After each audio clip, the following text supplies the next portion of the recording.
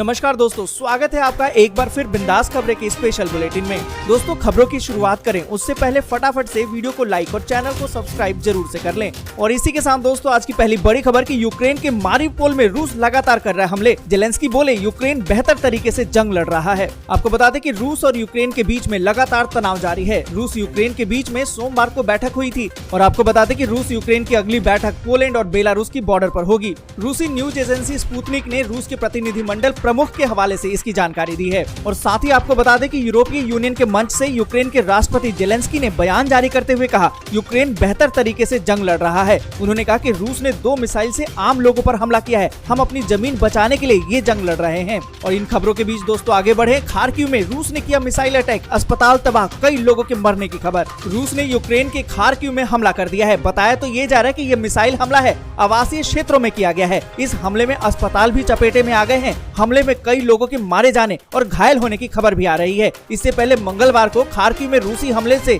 एक भारतीय छात्र की मौत हो गई थी। भारतीय छात्र नवीन कर्नाटक का रहने वाला था। वो खार्किव में मेडिकल की पढ़ाई कर रहा था। इस बीच दोस्तों बड़ी खबर निकल कर आ रही है कि रूस यूक्रेन में दूसरे दौर की बातचीत होगी आज। क्या युद्ध पर लग जाएगा विराम? आपको बता दें कि रूस यूक्रेन जंग के बीच में एक बड़ी खबर सामने आ रही है। आपको बता दें कि दोनों देशों के बीच में दूसरे दौर की वार्ता आज होने वाली है। इसमें जंग को लेकर दोनों देश बातचीत करेंगे। समाचार एजेंसी की तरफ से इस खबर की जानकारी दी गई है कि आज दोनों देशों के बीच में बातचीत होने वाली है। साथ ही आपको बता दें कि सोमवार को भी बेलारूस के बॉर्डर पर 3 घंटे की बातचीत चली थी, पर इसमें युद्ध को रोकने के लिए कोई निर्णय नहीं हो पाया। और दोस्तों पल पल में हालात बदलते जा रहे हैं। और इसी के साथ अगली बड़ी खबर, यूरोपीय संसद ने मंजूर कर ली है जेलेंस्की की अपील। EU में अब शामिल हो सकता है यूक्रेन। आपको बता दें कि यूरोपीय संसद ने यूक्रेन की यूरोपीय संघ में शामिल होने की अपील को मान लिया है। यूक्रेन के राष्ट्रपति वोलोदिमीर जेलेंस्की ने सोमवार को ही यूक्रेन को यूरोपीय संघ में शामिल करने के लिए आवेदन किया था और इस आवेदन को यूरोपीय संसद ने मंजूरी दे दी है। बताया तो ये जा रहा है कि यूक्रेन को यूरोपीय संघ में शामिल करने के लिए यूरोपीय संसद में एक विशेष प्रवेश प्रक्रिया भी शुरू हो गई है।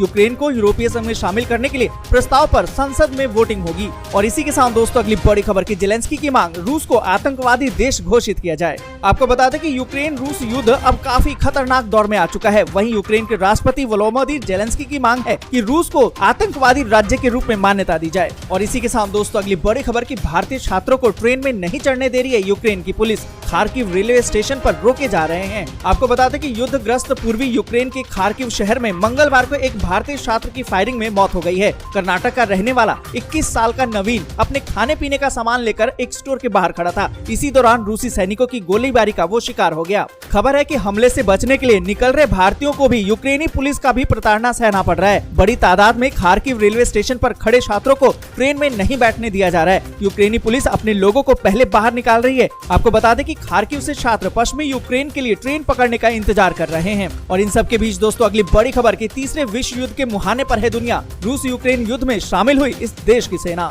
आपको बता दें कि यूक्रेन पर रूस के हमले का आज 7वां दिन है। अब हालात तीसरे विश्व युद्ध जैसे बन गए हैं, क्योंकि बेलारूस की सेना भी अब सीधे तौर पर रूस के साथ युद्ध में शामिल हो गई है। यूक्रेन के उत्तर पूर्वी क्षेत्र चर्निहिव में बेलारूसी सेना दाखिल हो गई है। आपको बता दें कि बेलारूस रूस का एक सहयोगी देश है। साथ ही बेलारूस यूक्रेन के साथ अपनी सीमा पर अधिकतर अतिरिक्त बलों को तैनात भी कर रहा है। विशेषज्ञ तो ये मान रहे हैं कि अब यूक्रेन के सीमावर्ती इलाकों पर रूस जल्दी ही अपना कब्जा करने वाला है। और इसी के साथ अगली बड़ी खबर की पोलैंड पहुंचे केंद्रीय मंत्री वीके सिंह। भारतीय छात्रों से की मुलाकात, जल्द होगी उनकी स्वदेश वापसी। आपको बता दें कि रूसी सेना यूक्रेन के कई शहरों में बमबारी और सड़क पर गोलीबारी कर रही है। इस बीच यूक्रेन के राष्ट्रपति के सलाहकार ने कहा है कि कीव और यूक्रेन के दूसरे सबसे बड़े उत्तर पूर्वी शहर खार्किव को घेरने की कोशिश कर रही है। और इन सबके बीच ऑपरेशन गंगा के तहत यूक्रेन में फंसे भारतीयों को यूक्रेन से निकाला जा रहा है। इन सबके बीच केंद्रीय मंत्री जनरल वीके सिंह पोलैंड में पहुंच चुके हैं और 80 भारतीय छात्रों से मुलाकात की है। ये सभी छात्र यूक्रेन से यहाँ पहुंचे हैं। अब भारत सरकार इन सभी छात्रों को ऑपरेशन गंगा के तहत स्वदेश वापस लाएगी।